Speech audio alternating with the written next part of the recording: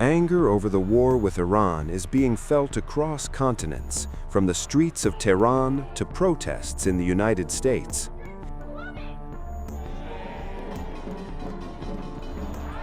Large rallies have erupted in multiple Iranian cities as thousands of people gathered to pledge allegiance to the country's new Supreme Leader, Ayatollah Mojtaba Khamenei. Crowds poured into public squares in Tehran, Shiraz, Kerman, Ahvaz, Tabriz, and several other cities. In the capital, demonstrators gathered at Enqilab Square, waving Iranian flags and chanting slogans including "Death to the US" and "Death to Israel," expressing defiance amid the escalating conflict.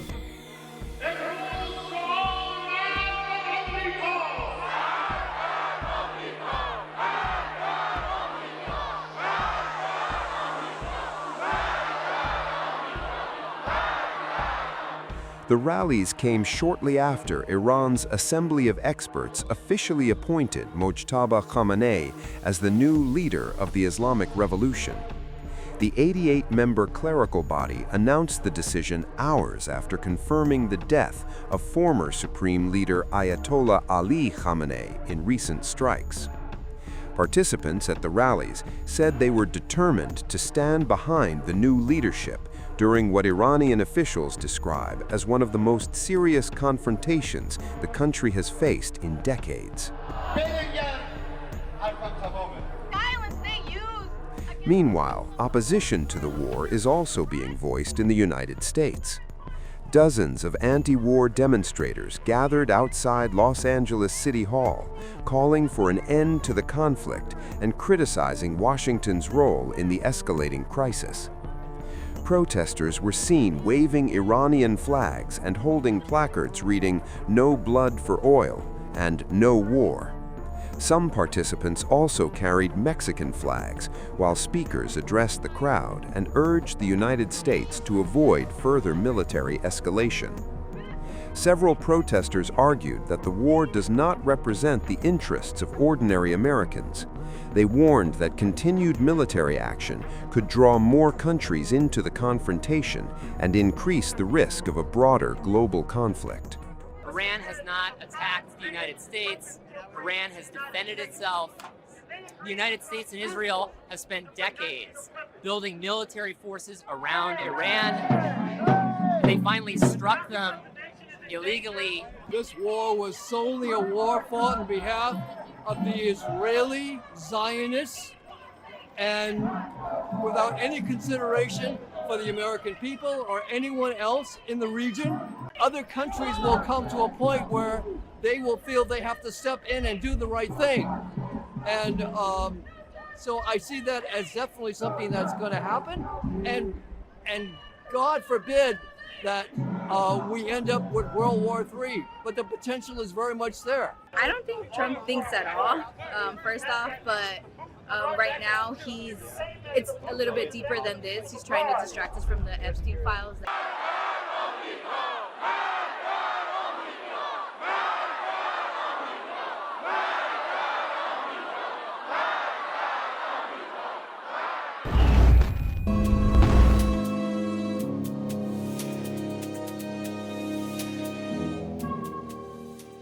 In a stunning escalation of the widening Middle East conflict, the United States has ordered the first mandatory evacuation of embassy personnel in Saudi Arabia since the war began. The decision came after a series of Iranian strikes across the region, attacks that are now reaching some of Washington's most sensitive diplomatic and intelligence facilities. According to the United States Department of State, non-essential American embassy staff and their families have been ordered to leave Saudi Arabia immediately due to rising security threats. For weeks, U.S. officials had only allowed voluntary departures. Now, the situation has changed. Washington is pulling personnel out, a sign that the threat level has reached a new and alarming stage. The evacuation comes as Iran intensifies retaliation following joint military strikes by the United States and Israel against Iranian targets. Those attacks triggered a chain reaction across the region, and now Iran appears to be expanding its response. According to emerging reports, Iranian drones and missiles have begun targeting sites connected to the United States and its allies across the Gulf. In the Saudi capital of Riyadh, explosions were reported near the U.S. Embassy complex. Officials say drones struck the diplomatic complex, causing structural damage and forcing personnel to shelter in place. Two sources familiar with the incident told reporters that one of the drones may have struck facilities connected to the Central Intelligence Agency station housed inside the embassy complex. If confirmed, it would represent a major symbolic strike, targeting not just a diplomatic facility, but one of the United States' key intelligence hubs in the region. According to internal alerts cited in reports, the impact partially collapsed sections of the embassy roof and filled parts of the compound with smoke. Emergency procedures were immediately activated. Staff were ordered into secure areas as the compound assessed the damage. Neither Washington nor Saudi Arabia has publicly confirmed the full extent of the strike, but the decision to evacuate non-essential personnel suggests officials are preparing for further attacks.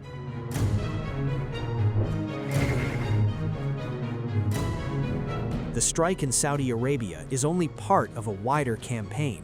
Similar drone attacks have reportedly hit American diplomatic facilities in Kuwait in the United Arab Emirates. Iran appears to be widening its response across the Gulf, targeting countries that host major U.S. military installations. These nations form the backbone of America's strategic presence in the Middle East, and now they are being drawn directly into the conflict. The Gulf region hosts some of the most important American bases outside the United States. For example, Al Udeid Air Base serves as the largest U.S. military installation in the Middle East. Meanwhile, Bahrain hosts the headquarters of the U.S. Navy's Fifth Fleet.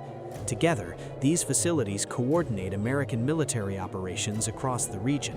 But as Iranian strikes increase, those bases and the diplomatic missions surrounding them may now face growing danger. Saudi authorities have also confirmed casualties from recent attacks. Officials said that a projectile landed in the province of Al-Kharj, killing 2 people and injuring at least 12 others. While details remain limited, the incident has intensified fears that the conflict could spread further across the kingdom. For years, Saudi Arabia has been a critical U.S. partner in the Middle East. The country hosts American personnel, military equipment, and intelligence operations. Now, it is increasingly being pulled into the expanding confrontation between the United States and Iran. The current crisis erupted after large-scale U.S. and Israeli attacks on Iranian targets last month.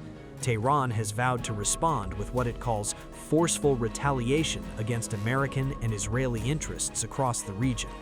Since then, a wave of missile launches, drone strikes, and military confrontations has unfolded across multiple fronts.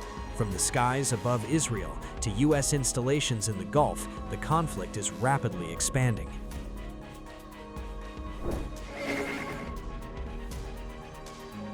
U.S. President Donald Trump has warned that the confrontation could last for weeks. Military analysts say the evacuation order signals Washington is preparing for the possibility of sustained attacks on its diplomatic and military network. Removing non-essential staff reduces the risk of civilian casualties if further strikes occur, but it also sends a powerful signal. When embassies begin evacuating personnel, it often means officials believe the situation could deteriorate quickly. For now, American diplomats, intelligence officers, and military planners are closely monitoring the situation. But the latest developments suggest the conflict may be entering one of its most dangerous phases yet. Iran appears willing to strike deeper into the network of American allies and facilities across the Middle East, and the United States is now taking defensive steps to protect its personnel. The evacuation of embassy staff in Saudi Arabia marks a dramatic moment in the unfolding crisis. It shows how rapidly the battlefield is expanding and how fragile the region's security landscape has become.